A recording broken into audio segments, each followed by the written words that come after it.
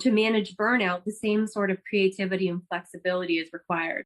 Psychologists also recommend letting a supervisor know if you're struggling and need help, or talking with a medical professional if work stress is a major disruption. Kendall Morris, WCNC Charlotte. Connect the dots. WCNC Charlotte. The news can be really complicated and confusing. So if we can help connect the dots of some of the biggest issues and policies and debates of the day, we're really empowering our viewer. There's so much noise out there. If we can cut through some of that noise and connect the dots, we think that's a big help. See the difference. When it comes down to it, knowledge is power. And if you can understand the news of the day, that goes a long way. Here in Charlotte demanding climate justice from Bank of America. They held a demonstration at the Bank of America building in Uptown this morning, demanding that bank executives and shareholders vote against a project to manufacture plastics in Louisiana and not fund any new fossil fuel projects in the future. Because Bank of America is one of the primary investors in Formosa Plastics, and they are planning, there's a proposal to build another plastics plant in St. James Parish, which already has soaring rates of cancer and other problems, and they do not want this plastics plant. Bank of America and Formosa Plastics have not released a statement in response to this protest. Members of the U.S. State Department say they plan to return to Ukraine soon as Russia continues to step up threats and attacks around the country. NBC's Bree Jackson now in Washington with the latest. Good morning, Ben. Russia warns that the threat of World War III is real if the West continues to provide weapons to Ukraine. Ukrainian officials say a third mass grave was found in Mariupol and claim civilians were forced to dig it in exchange for food and water. The UN secretary says the violence must end. I came to Moscow as a messenger of peace. After his meeting with Vladimir Putin, the UN says Russia's president agreed in principle for the Red Cross to help evacuate civilians from the besieged steel plant in Mariupol. Russia is still ramping up its attacks and rhetoric, saying the risk of World War III is real if the West continues to supply weapons to Ukraine. Специальной военной операции. As soon as it ends up in Ukraine, these arms and hardware become legitimate goals and targets for our military. Defense Secretary Lloyd Austin pressed allies to send even more military support and heavier weapons, despite Russia's warning. It's dangerous, and any kind of rhetoric like that, I think is unhelpful. On Capitol Hill, the Secretary of State urges Congress to keep the flow of arms and humanitarian aid going. I have to tell you, I felt some pride in what the United States has done to support the Ukrainian government and its people, and an even firmer conviction that we must not let up. Helping Ukraine win this war and making sure Russia does not have the means to start future conflicts. Defense Secretary Austin says the U.S. and its European allies have formed a contact group. They'll meet monthly to discuss the strategy for Ukraine to defeat Russia. In Washington, I'm Bree Jackson for Wake Up Charlotte. And weather on the spot, a little bit of a chill out there this morning. No other issues than that. I would say if you're out for any length of time, sweater, jacket, especially kids at the bus stop this morning. It's 40 degrees in the Boone area, 45 at Hickory, over in Chester, South.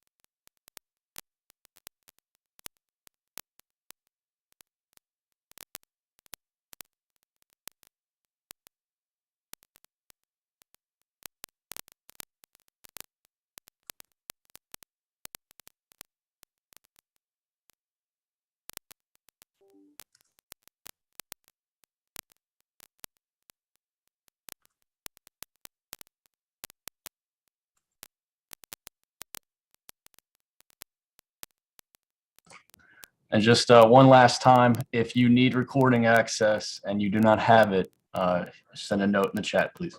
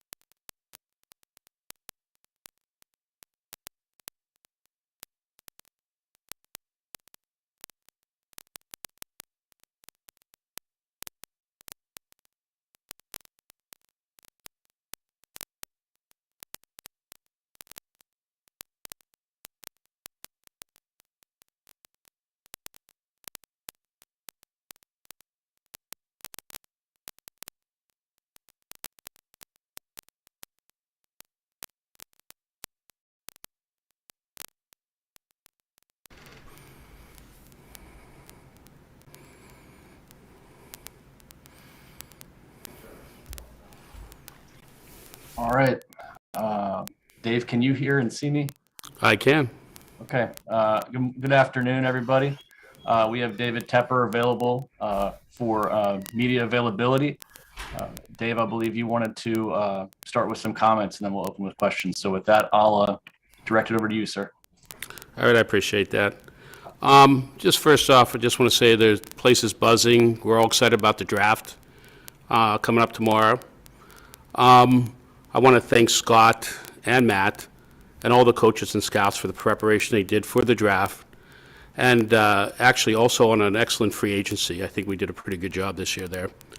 I also I want to thank Matt. I want to compliment him, thank him for the real progress toward winning this season. I want to compliment him on assembling a new staff that brings a lot more experience than we had with the staff, including 2 former head coaches. Coach Wilkes, who's going to be in the DB room, Coach McAdoo, offensive coordinator. Campen was a great hire as offensive line. Pascaloni on the defensive line, and Tabor in special teams coordinator. I think that, all great hires, a wealth of experience, excited about them. I think that just has to be recognized. It hasn't been recognized enough in the press out there. And look, I believe in Matt, and he has my full support. Just want to also just say one thing up front. On Rock Hill, we released a statement already, and we will respect the city of Rock Hill's request not to have a back and forth in the public about it. They requested it, we're going to respect it. Just generally, I think that if people look at the way we have put the free agency roster together, what we've done in the offensive line and other places, they should be excited going into the draft and where we are. One last thing, I just want to the players, I just want to say thank you for last season. I'm looking forward to this season. I think we should all be excited about it. To the fans, I would say the same thing, and I want to just thank you for your support last season and ongoing support. I know we're all passionate about this, and I know that sometimes that passion goes different ways, but I do appreciate your support. Anyways, with that, I'll open up for questions. All right. Thank you, Dave. We'll go ahead and start with David Newton, followed by Joe Person. Hey, Dave, good to see you. I appreciate what you said about Matt, but they have had consecutive 5-win seasons. So how much does the 2022 season figure into his long-term security? This is a new season, and I just went through the setup for the season, how I think we're set up as a team, how we're set up with new coaches. I'm excited for the season, like it's a brand new season. It just opens up. In my other world, every year is a new year, and this is a new year. I forget there's a saying, what was then is then, what is now is now, okay? And we're in the now, we're not in the then. And understanding what you went through with a former owner here, what made you comfortable with pursuing Deshaun Watson, and how critical does the quarterback position remain for this team? I'm not going to talk about players on other teams for a lot of various reasons. Quarterback position is always the most important position on the field. And as Scott Fitterer has mentioned many times, we're always looking. Thanks. Hey, Dave. Good to see you. Hope you're doing well. Do you know how you would define success in this year's season? Look, I think it's just a question of how we progress season to season, and I would look from progress from last season to this season, progress on the field, how we're playing, and obviously everybody's concerned about winning and wins and losses. That has to play into it, no doubt.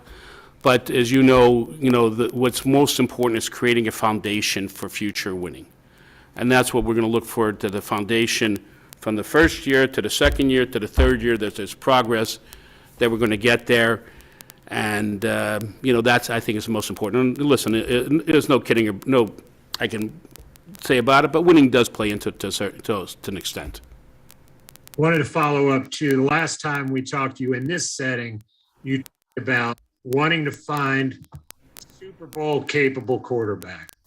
Can you hear me okay? Yeah, you're breaking up a little bit, Joe. I'm sorry. So you had talked about establishing and finding a Super Bowl winning caliber quarterback. Do you think, which of the guys in this draft do you think are capable of that? And if not, are there any guys out there available via trade that you think might? Listen, that's a question for Scott Fitterer, first, not a question for me first. Just want to say one thing. I do think we have a very good quarterback in Sam Darnold, just as an aside. Wasn't your question, but I'll just say that. But again, you should really, when you see Scott again, ask him that question. That's his question, not mine. Okay, let's go to Eric Spanberg, and then we'll follow to Indira Esquiva. Dave, I know you said you didn't want to go into a back and forth, but just for a factual question on Rock Hill, the city manager of Rock Hill said that at one point that they were ready to go with bonds, and the Panthers recommended that they not do that. Is that correct? Is he right about that? Again, I'm going to respect Rock Hill here, okay? They made the request. I'm going to respect it. We want to sit down with these guys and have a conversation. I'm going to respect their request. I'm sorry. I'm just saying. Okay. Let me follow up then. Just from a broader standpoint, Dave, with whatever you decide to do, whether you're in Rock Hill or you decide to build your training center in Pittsburgh or wherever you prefer to have it, what's the timeline in terms of needing that? Because I think you've talked about that being essential for the competitive side of the football operation. Well, I think Scott, just to back up, I think it was yesterday, Scott went through things we've done on scouting and money we put into scouting with personnel and other things. So I think he went through that yesterday. We're constantly putting new equipment in. If you go down there, you'll see equipment. So we're constantly upgrading all the time. Okay, and we constantly will do that, not to have lose anything on that front. And we're doing it again this year. So we'll do what we need to do to make sure we have competitive facilities inside this building. And that's where we are. And you can see, if you really came over here, you can go talk to Scott again, and he'll show you different things we do every year. He talked to you about scouting yesterday, I think, right? And went into specifics. And again, a question for him, but I know, because I pay for it, that there is new things down there, okay? But you don't plan a 50-acre training center complex headquarters and replace it with something in the stadium. Those are not equivalent. Listen, again, we're going to make sure we have very competitive equipment here, okay? That we have no doubt that we can win with. Thank you. Indira? Mr. Tepper, thank you for taking our question. With all due respect, this is on behalf of the people in Rock Hill, not the government. Do you plan to still have a facility here? And if not, what happens to the land and that building as well? No, and I appreciate your question, and at some point we may get to it, and to answer that. But again, I am going to tell you, I am going to respect Rock Hill's requests. I'm sorry. I'm just not going to do it, but respect them. They made the request. I'm going to respect it. They've said that you won't communicate with them, though. They've said that you haven't had communication from Tepper Sports and Entertainment. Again, in our statement, if you read our statement, I think it did talk about us trying to sit down with them and have conversations at this point. And again, I'm not going to comment further than that. That's in our statement. You should read our statement again. I don't mean to be anything, but I'm trying to respect Rock Hill, and I'm sorry. But they had made the request. I'm going to respect it. Let's go to Scott Fowler, then David Hodges, please. Dave, let's go back to football then, and what you just said about Sam Darnold. That's interesting, given that last season was not good for him statistically. So what gives you confidence that you have a, quote, very good quarterback there? Well, Scott, as you know, and I don't want to get into specifics of the thing, game-by-game analysis. That's something if we can go out and maybe get a couple beers uptown here and talk about over an hour. But, the first 3 games, as I recall, we won. We had this running back that has some talent that got injured that might have affected some different momentum that we had. think his name is Christian McCaffrey. And then, you know, as you saw the fourth game, the Dallas game, Sam was still there. And then we had a center that got injured. So there was a lot of different things on the team, and then Sam himself got injured. So there was a lot of different things that happened last year that hopefully will not repeat this year that do give me some hope. The other things, as you're aware, we have made changes. And again, I'd rather Scott deal with this than me, but we have made some changes during free agency on the offensive line that we think will lead to improvement there. And of course, we do have the draft coming up. And again, I would rather Scott answer these questions than me. Scott and the coach answer these questions than me. Thanks. And then I did want to quickly follow up. We have not had a chance to ask you about why you changed Bank of America to artificial turf. So I wonder if you could address that. Look, I think that question is a question of usage and putting, and I really want to talk about football, but I'll answer that briefly. We do have a soccer team that plays here. We have concerts here, and all those things are made more possible by the artificial turf.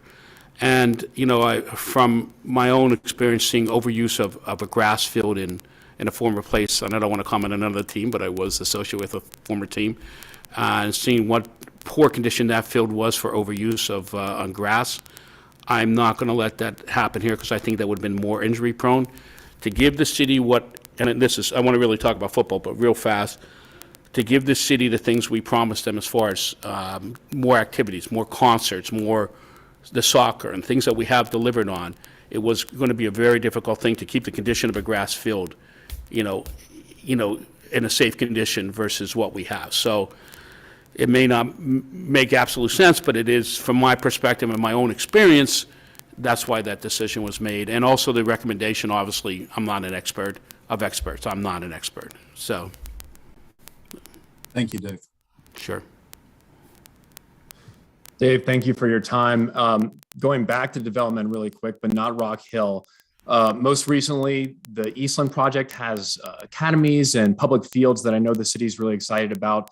Do you have any other plans for Eastland as it stands right now?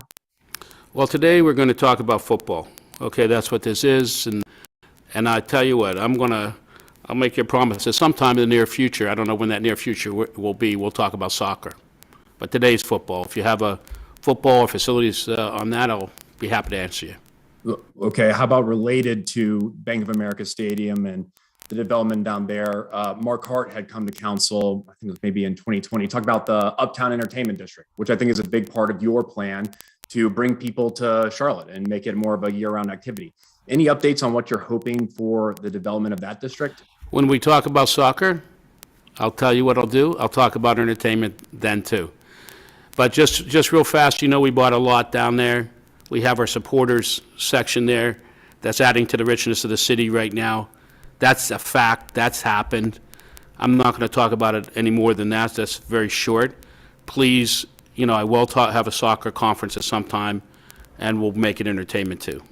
Are those things not kind of round up together, though? Soccer, football, it's all part of a big project, isn't it? No, it is. But given that I thought people would want to focus on football. We're on the verge of the draft here. I'm happy to have those conversations, but I'd rather do them at another time. Let's go to Jonathan Alexander, followed by Steve Reed. Hey, David. Hope you're doing well. I have a couple questions for you. I know you want to talk about football. Wanted to ask though, what makes the most sense as far as a new headquarters, where you would like to take it to Charlotte? Make any sense? And I'll ask the second one after that. Look, everything makes sense if we can find the right situation. And also, how active do you plan to be in the draft process? And you know, I know you're not making the sole decision, but do you have a preference on which position you'd like to see taken? Look, we're going to take the positions that's best for the Panthers at the time, given the opportunity set that's out there when we pick and what the players that they're pick. And there's a lot of work that goes on to it by Scott and his team, by the coach and the other coaches. And, you know, there is, by the time we get to the draft, we go through every single probability that can, well, most possibilities that can happen. So, and I think we'll be fairly prepared for when we get to our pick. Dave, I know you're competitive, obviously. First of all, a two-part question. How difficult has this been to not, get to having the winning season and getting to the playoffs? And how do you feel about the overall roster makeup as it stands right now? What needs to happen to get to that level of being, a playoff team, Super Bowl contender? Well, I am a fan. Okay, so now I'm going to just talk as a fan. I don't like to lose. Who likes to lose? Okay, I want to win. Okay, but it takes time and it takes a foundation to create the foundation to win. I do believe that Coach Roll and Scott are doing a great job creating that foundation. I do think we have a pretty good, as I mentioned before, I think we have made improvements in the coaching staff. I think we have done a good job during free agency to fill holes. Obviously, we have some needs. We're going to try to attempt some of those in the draft. And listen, I'm fairly optimistic about the new season, given all the different things that have happened here. Is quarterback in your eyes, though, the major piece that has to happen? As I said before, I think Sam Darnold is a very good quarterback. We're always looking to be the best we can be, and we'll continue to do that. Let's go to Will Polaczyk, Ashley Mahoney, and Ellis Williams, please. Dave, I know you only wanted to talk about football, but I do want to ask, just from a fan experience perspective, how do you feel like the infusion of what Charlotte FC has brought to the table can transfer over to the football fan experience and game atmosphere? In football, and I'll talk about football a little bit because I can do that. In football, you're not allowed to have lights. You're not allowed to have sounds. Some of the things that are in that other experience that make that experience, you're not allowed to do. If I don't want to get into this, but if we ever reconfigured this stadium or did a new stadium, would it be great to have a supporter section like you can do in, it's not a concept in football necessarily, I guess, in the old Hogs of Washington. If I go back when I was younger, you had some of that there, but that would be an interesting concept to bring to football. But some of the other things are impossible by rule not to be able to have in football. And just more broadly, having had an opportunity to oversee this now for a couple of years, what do you think is the biggest challenge that you've had to overcome in terms of not only bringing success for both properties, but also to make sure that you provide everything you want to the city as a whole? Listen, there's a lot of different challenges, and I think one of the hardest things, and I've said it 5 years from the time Coach Roll was there, and maybe it'll be 6 years, I don't know, from the time he was hired. I think it's just building that foundation, having patience to build that foundation, trying to get fans to have patience for that foundation, to have sustained winning. I think, and it's hard to build that foundation. It's hard. I mean, listen, I have new appreciation for how stupid I am sometimes. Okay, just quite frankly, I shouldn't say that because people afterwards are going to say, "Why did you say that?" But listen, it's hard, and I have a certain amount of humility in this respect. And look, like every fan, every fan has an opinion, and I appreciate that. I have an opinion when I was a fan too. And I appreciate, one thing I do appreciate, though, just generally speaking, I appreciate the passion that people have for this football team out there. Thank you so much for your time today. Sure.